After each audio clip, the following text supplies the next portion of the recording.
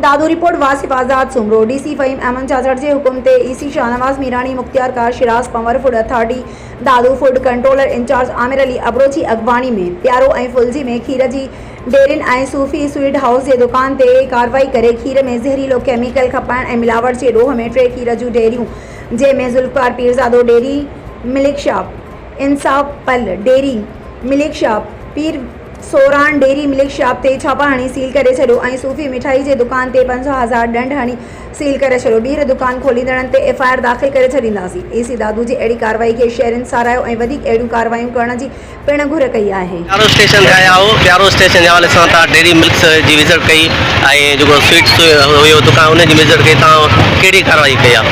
बिल्कुल दिखा भी डायरेक्शन ते जई कंप्लेन काफ़ी प्यारो ऐं फुलजी में केमिकल खरीद फरोख्त हले पई।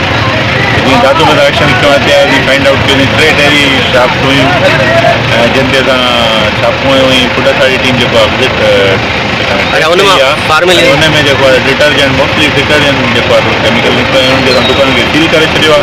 वधीक जेकी कार्रवाई हूंदी इनशाला